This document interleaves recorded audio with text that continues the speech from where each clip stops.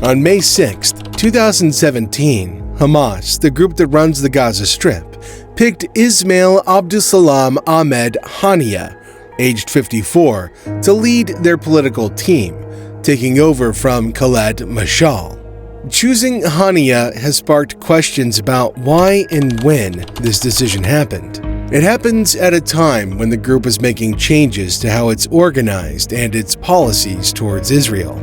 This has kept us wondering what a day in his life looks like. Although there isn't much info about him, here's what we've got for you. First things first. Who is Haniya? الشعب الفلسطيني بالتأكيد لا يمكن أن يستسلم أمام ذلك. Ismail Abdulsalam Ahmed Haniya, who resides in Gaza, is known for his practical and adaptable approach. Some analysts view his election as aligning with the movement's decision to support a Palestinian state on 1967 borders, a stance he has long endorsed. Haniya, born in the Shati refugee camp in Gaza to parents who fled from Ascalon after Israel's creation in 1948, studied at the Al-Azhar Institute and graduated with a degree in Arabic literature from the Islamic University in Gaza. During his university years in 1983, he joined the Islamic Student Bloc, a forerunner to Hamas. In 1987, the year of his graduation, marked the beginning of the First Intifada, a mass Palestinian uprising against Israeli occupation, leading to the establishment of Hamas as an official group. He faced imprisonment by Israeli authorities on multiple occasions for participating in protests against the occupation. In 1988, he was jailed for 6 months and spent an additional 3 years in prison in 1989, accused of belonging to Hamas during the First Intifada.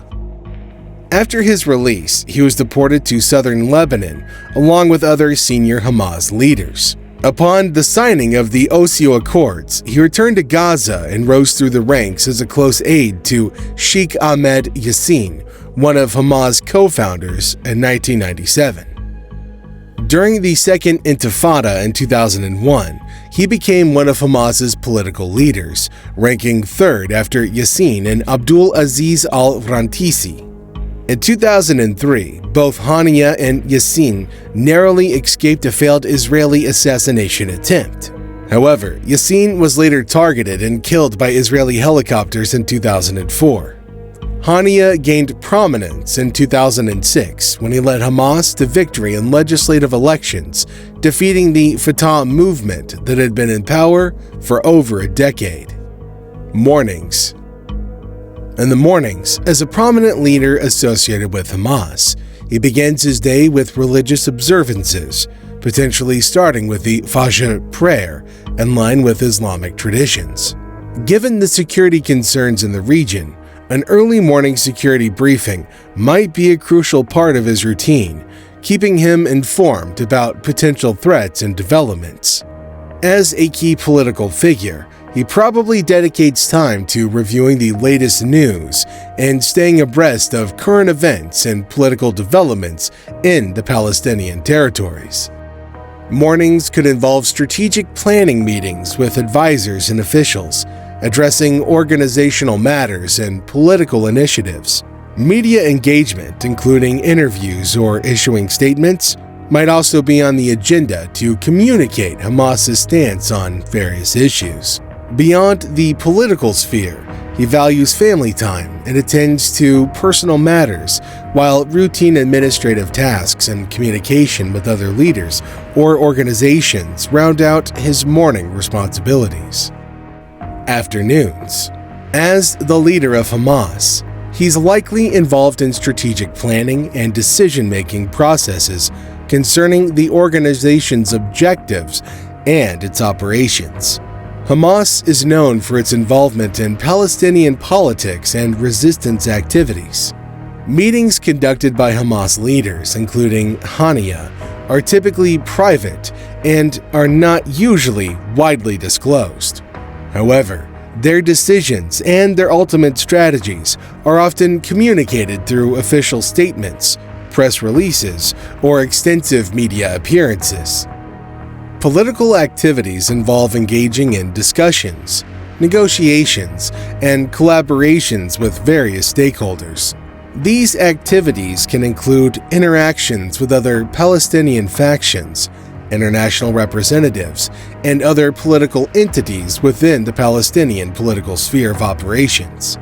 The very nature of these engagements depends on the current political climate, regional dynamics, and the specific goals and challenges that are facing Hamas and the broader Palestinian political landscape at the time.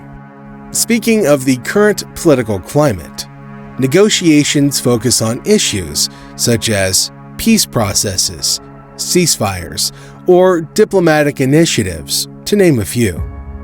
Interactions with other Palestinian factions may also involve efforts to build alliances, resolve internal differences, or coordinate joint actions for common objectives such as local security. Engaging with international representatives could potentially entail seeking support, presenting the group's perspectives, or participating in diplomatic efforts to ease tension in the region. Public relations play a crucial role in shaping the ultimate narrative and the public perception of Hamas.